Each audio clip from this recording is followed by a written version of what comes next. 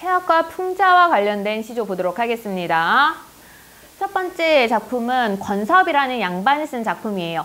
양반이 썼기 때문에 여기서는 좀 더 한 번 더 이면적 의미를 판단을 해줘야 됩니다.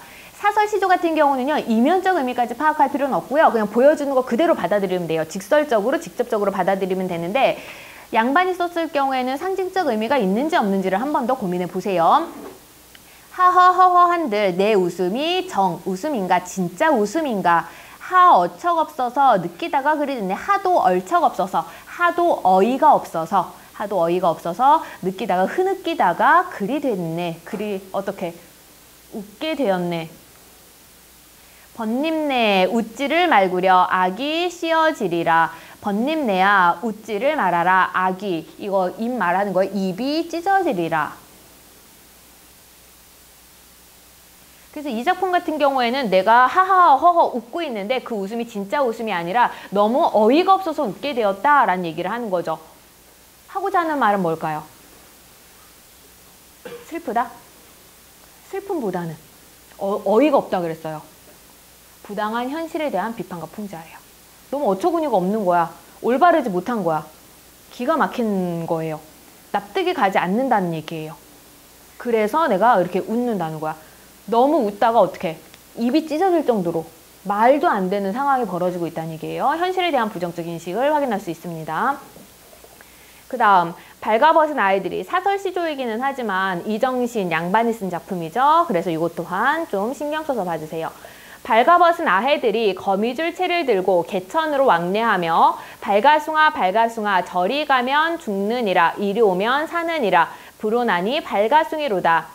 아마도 세상 일이 다 이러한가 하노라 라고 되어 있어요. 벌거벗은 아이들이 거미줄채, 잠자리채예요. 벌거벗은 아이들이 잠자리채를 들고 개천으로 왕래하며 시냇가로 왔다 갔다 하면서 발가숭아 발가숭아, 이때 발가숭이는 고추잠자리예요. 고추잠자리야 고추잠자리야 저리 가면 죽는다 이리 오면 산다 이렇게 노래를 부르는 것이 바로 발가숭이 벌거벗은 아이로구나. 벌거벗은 아이들이 고추잠자리 잡으려고 뭐라고 불려? 저리 가면 죽고 이리 오면 살아 라고 하는데 이거 진짜예요? 이리 오면 내가 어떻게 할까? 아이들이 잡겠죠. 그러면 저리 가면 죽고 이리 오면 산다 이거는 뭡니까? 거짓말이에요. 거짓말로 상대방을 속이고자 하는 의도를 가지고 있는 거짓말이야. 아마도 세상 일이 다 이러한가 하노라. 세상 일이 이러하다는 얘기는 어떻다는 거야? 서로 속이는 세태에 대한 비판입니다. 진실되지 못하고 거짓으로 상대방을 속이는 세태에 대한 비판이에요. 또 하나는 여기서 한 걸음 더 나아가서 고추잠자리도 발가숭이고 벌거벗은 아이들도 발가숭이에요. 그래서 발가숭이라는 단어만 딱 놓고 보면 고추잠자리 피해자인지 벌거벗은 아이들 가해자인지 구분이 가요 안 가요? 구분이 안 가요. 그래서 가해와 피해는 언제든지 뒤바뀔 수 있다는 것도 암시하고 있어요. 그래서 내가 처음 얘기할 때 서로 속고 속이는 세태라고 얘기를 한 거야. 가해자가 피해자를 속이는 것뿐만이 아니라 언젠가 그건 뒤바뀔 수 있다는 것까지 포함합니다. 이 작품은 조세희의 난쟁이가 쏘아올린 자궁공이라는 소설 들어봤죠? 그 난쟁이가 쏘아올린 자궁공이라는 작품이랑 연결돼서 출제되는 경우가 있는데 그 난쏘공을 보면은 연작 소설이에요. 거기 단편 같은 작품이 들어가 있거든. 그 중에서 하나가 뭐냐면 안진뱅이와 꼽추가 나오는 부분이 있어요. 안진뱅이와 꼽추, 거기도 난쟁이처럼 소외계층을 나타내기 위해서 장애인을 주인공으로 내세웠어요. 그래서 안진뱅이와 꼽추가 부동산업자, 산업화로 인한 부동산업자에게 사기를 당해요. 그 입주권을 헐값으로 팔게 돼. 그걸 알게 되고는 이 안진뱅이랑 꼽추가 부동산업자를 찾아가서 내 입주권 다시 달라고 막 얘기를 합니다. 얘기를 하지만 부동산업자 그 악독한 그 산업화의 수장이라고 할 수 있는 그런 사람들, 이기적이고 물질주의적인 그 사람이 알았어 미안해 하고 줄까? 당연히 안 주겠죠. 그렇게 해서 어떻게 하냐면 그 안진뱅이와 꼽추가 부동산업자를 죽이게 돼요. 그렇게 보니까 분명히 안진뱅이와 꼽추는 사회에서 소외된 계층이었어요. 피해자의 입장이었단 말이야. 그러다가 어느 순간 갑자기 뭐가 된 거야? 사람을 죽였으니까 이제는 누가 잘못한 거야? 이 피해자가 잘못하게 된 거잖아요. 피해와 가해가 언제든지 뒤바뀔 수 있는 그런 혼란한 세태를 드러내주는 작품이고요. 그 작품 나올 때 항상 이 시조랑 연관시켜서 작품 분석, 해석하는 문제들이 많이 출제가 됐었습니다. 참고 삼아 알아두세요. 그 다음 댁들의 동난지 사오 저 장수야 내 황화 그 무서시라 외난다 사자 외골내육 양목이 상천 전행 후행 소아리 팔족 대아리 이족 청장 아스스카는 동난지 사오 장수야 하 거북이 외지 말고 개젖이라 하렴은 대화체로 이루어져 있거든요. 그래서 이거는 누가 하는 말인지 구분할 수 있어야 됩니다. 댁들아 동난지 사오 이거는 장사꾼이 하는 말이에요. 여기까지가. 댁들아 동난지 여러분들 여보시오 동난지 사시오 한데 이제 손님들이 동난지가 뭔지 몰라요. 그래서 저 장사야 네 황화는 물건이에요. 네 물건 그 무엇이라고 외치는 것이냐 네가 하는 말을 듣고 사자. 여기는 누가? 손님이 하는 말이에요. 동난지를 못 알아들어서 그거 뭐야? 네가 설명 좀 해봐 라고 얘기를 해요. 그러니까 다시 중장 부분에서는 전부 장사꾼이 얘기하는 말입니다. 동난지가 뭐냐면 외골내육 밖에 뼈가 있고 안에 살이 있어요. 양목 두 눈이 상천 두 눈이 하늘을 향해 있고요. 전행 후행 소아리 팔족 대아리 이족 앞뒤로 움직이는 작은 다리 8개 큰 다리 2개 뭐예요 이거? 개예요 개.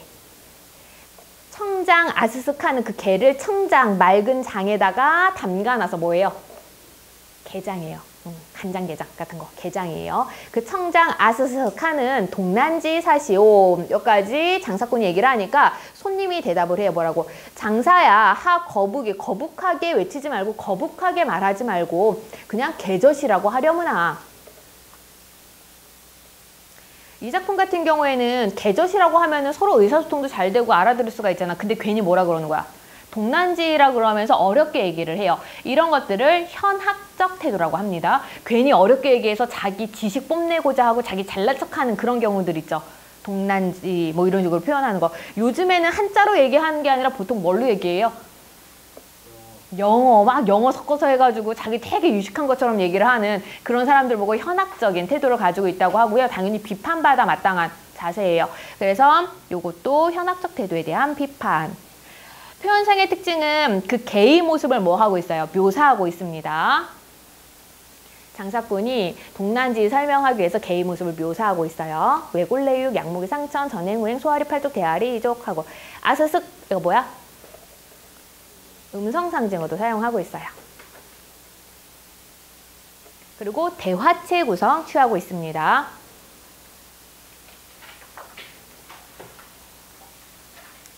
넘어가서 시어머님 며느라기 나빠 벽바닥을 구르지 마오. 빚에 받은 며느린가 값에 처온 며느린가 밤나무 썩은 등걸에 휘초리 나니같이 앙살피신 시아버님 볕빈 새똥같이 되종고신 시어마님 3년 결혼 망태에 새 송곳뿌리같이 뾰족하신 시누이님 당피가룬 밭에 돌피 나니같이 샛노란 외꽃 같은 피똥 뜨는 아들 하나 두고 건밭에 매꽃 같은 며느리를 어디를 나빠 하시는고. 이거 해석 완벽하게 안 돼도 주제 뭔지는 알죠? 뭐예요? 시집살이에 대한 비판이에요. 며느리를 구박하는 그런 시집살이에 대한 비판. 사설시조 특징이에요. 완벽하게 해석 안 돼도 내용 파악이 가능하다는 거. 시어머니 며느라기 나쁘다고 벽바닥, 부엌바닥 막 화를 낼 때 발을 막 퉁퉁 구르면서 화를 냈나 봐. 그래서 부엌바닥을 구르지 마시오. 그 며느리가 무슨 빚 대신에 받은 며느리인가 아니면 값을 쳐서 온 며느리인가 그런 것도 아니고 돈 주고 사온 며느리도 아니면서 왜 이렇게 구박을 하느냐. 밤나무 썩은 등걸에 회초리 난 것처럼 앙살빚은 뾰족한 그런 시아버지 볕뺀 쇠똥같이 햇빛에 바짝 마른 그런 쇠똥같이 아주 딱딱한 시어머님 3년 걸은 망태에 새 송곳뿌리같이 뾰족한 시누이님 당피는 좋은 곡식이에요. 당피 가론 밭에 돌피 아주 그 잡초만 난 거예요. 돌피 난 것 같이 샛노란 외꽃 같은 피똥 누는 아들 하나 두고 그 아들도 별로 보잘것없는 아들인데 그 보잘것없는 아들 하나 두고 검 밭에 좋은 꽃 같은 며느리를 어디를 나쁘다고 자꾸 괴롭히시는고, 어디를 나쁘다고 하시는고, 이렇게 얘기를 하고 있어요. 얘 같은 경우에는 표현상의 특징 문제가 종종 나오거든요. 어떤 표현상의 특징? 직유법 사용되고 있어요. 시아버지, 시어머님, 시누이, 그리고 아들, 며느리 입장에서는 남편이겠죠. 그리고 며느리 전부 다 비유적 표현을 사용해서 나타내주고 있습니다. 근데 그 비유적 표현 보면은 볕뺀 쇠똥, 똥 같은, 바짝 마른 똥 같은 뭐 이런 식으로 표현하고 있잖아요. 전체적으로 해학적 요소가 강하게 드러나 있습니다.